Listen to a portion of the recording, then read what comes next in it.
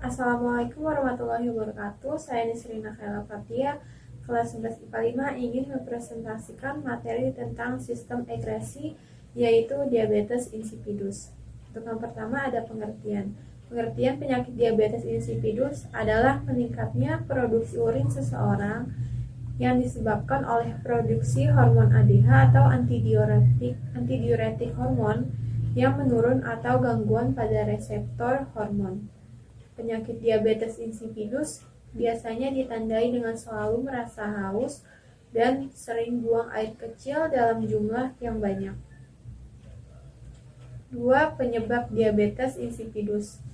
Diabetes insipidus terjadi apabila tidak terdapat keseimbangan dari pengelolaan cairan di dalam tubuh. Cairan tersebut disimpan sementara di kandung kemih sebelum akhirnya keluar dari tubuh sebagai urin. Jumlah cairan yang dikeluarkan dari tubuh sangat bergantung dari hormon vasopresin, yang juga dikenal sebagai hormon antidiuretik.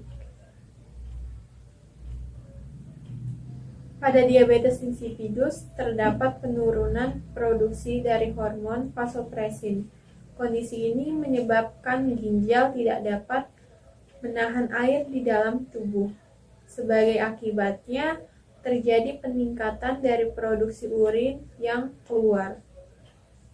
3. Gejala. 1. Rasa haus yang berlebihan.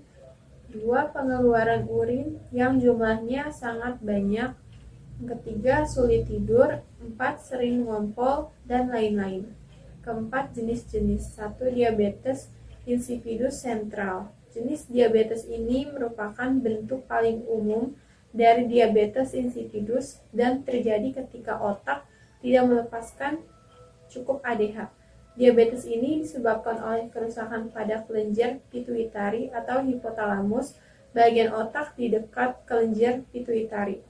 Hipotalamus menghasilkan ADH dan hormon lain dan mengontrol pelepasannya. Ada banyak kemungkinan penyebab kerusakan ini, termasuk cacat bawaan pada gen, pembedahan atau cedera yang melibatkan kepala, tumor, dan infeksi. Yang kedua ada diabetes insipidus nefrogenik. Diabetes ini terjadi ketika ADH dalam tubuh sudah cukup, tetapi ginjal tidak meresponnya dengan baik dan tidak mampu menahan air.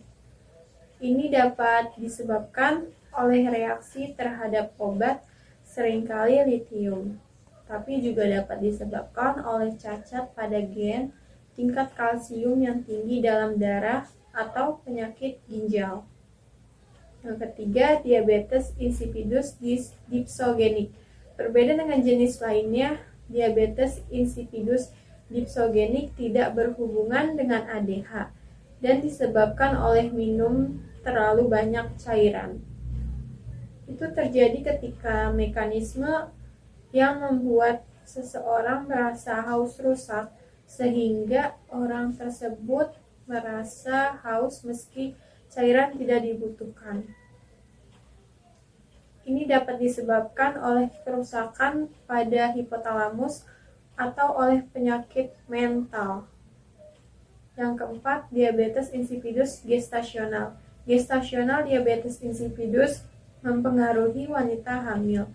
Ini disebabkan oleh enzim yang dibuat oleh plasenta atau plasenta organ sementara yang menyediakan makanan bagi janin. Terkadang enzim ini mengganggu kemampuan ginjal untuk memproses ADH. Namun diabetes ini biasanya hilang setelah kehamilan berakhir. Yang kelima, patofisiologi. Patofisiologi diabetes insipidus dapat dibagi berdasarkan penyebab yang mendasari. Terdapat dua tipe utama diabetes insipidus, yaitu kranial diabetes insipidus dan nefrogenik diabetes insipidus. 1. Kranial diabetes insipidus. Patofisiologi kranial diabetes insipidus atau CDI adalah akibat rendahnya kadar hormon vasopresin pituitari posterior, baik itu bersifat relatif maupun absolut. Hormon vasopresin berfungsi sebagai antidiuresis di dalam tubuh dengan mengatur fungsi resorpsi air oleh ginjal. Bila terjadi defisiensi total, dapat terjadi poliuria hingga lebih dari 10 liter per 24 jam. 2. Nephrogenic diabetes insipidus.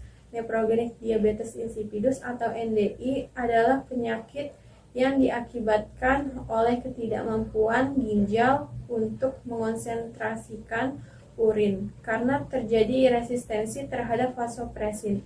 Pada NDI terjadi defisiensi aquaporin fungsional yang mengakibatkan reabsorpsi yang dimediasi oleh AKP melalui aktivasi AVPR2 di ductus collectivus yang seharusnya dapat meningkatkan kepekatan urin menjadi terhambat. Pengobatan 1. Pengobatan diabetes insipidus kranial. Pasien dapat meredakan gejala yang muncul dengan banyak mengonsumsi air putih sedikitnya 2,5 liter per hari agar tidak mengalami dehidrasi. Pasien dengan diabetes insipidus kranial berat umumnya diobati dengan pemberian desmopresin, yaitu obat yang berfungsi seperti hormon antidiuretik atau ADH. Yang kedua, pengobatan diabetes insipidus nefrogenik. Dokter akan menyarankan pasien untuk mengonsumsi makanan rendah garam agar produksi urin di ginjal berkurang. Pasien juga akan disarankan untuk banyak minum air putih agar terhindar dari dehidrasi. Dokter akan meresepkan indometasin, amilorid, dan hidroklorotiazid. 3. Pengobatan diabetes insipidus dipsogenik. Pasien dapat mengisap permen untuk membantu meningkatkan produksi air liur sehingga keinginan untuk minum bisa berkurang. Pada pasien yang sering terbangun di malam hari untuk buang air kecil, dokter dapat meresepkan desmopresin dalam dosis rendah. Yang keempat, pengobatan diabetes insipidus gestasional.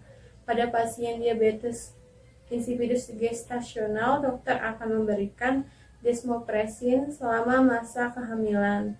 Setelah melahirkan, diabetes insipidus gestasional akan sembuh dengan sendirinya, sehingga pasien tidak membutuhkan desmopresin lagi.